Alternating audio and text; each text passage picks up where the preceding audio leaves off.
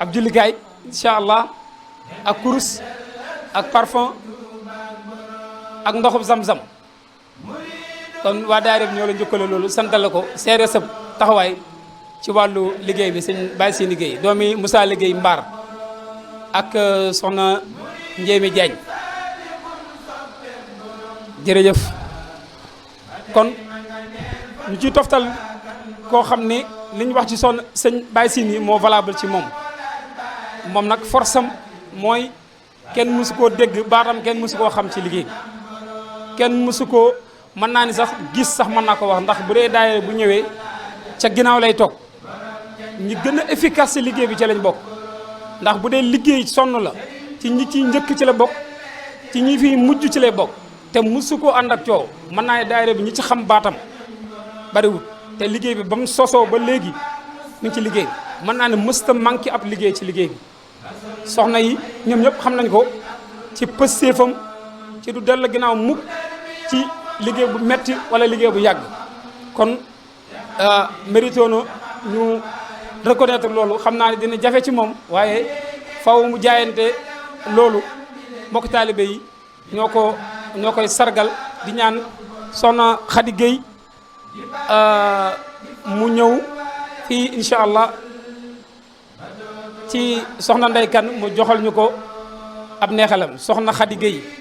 bu sëñ Cheikh Ibra fu mu nekk mu jege si fii incha allah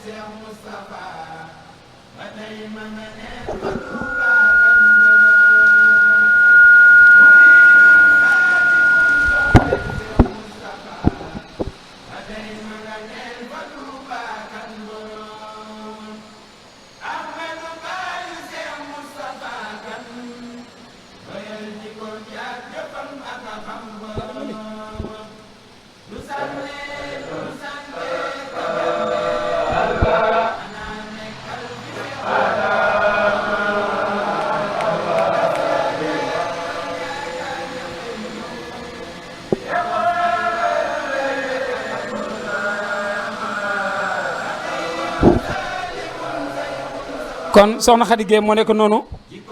waa waañ wi ak soxnay daayira bi yëpp reconnaître nañ ak góor yàlla yi reconnaître nañ sa pëstéef ci liggéey bi sa taxawaay te boole woo koog wax boole woo koog coow kon mbokk taalibe yi ñoo la sargale loolu soxna Ndey Kan bintu Cheikh Ahmadou Kan joxal ñu la ko muy mël fa jullikaay si yaada parfum ak ndoxam zam-zam ak kurus incha allah jërëjëf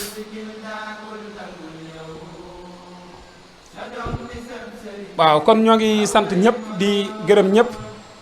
di doole ziyaare bu baax a baax ak nuyu soxna Ndey Kan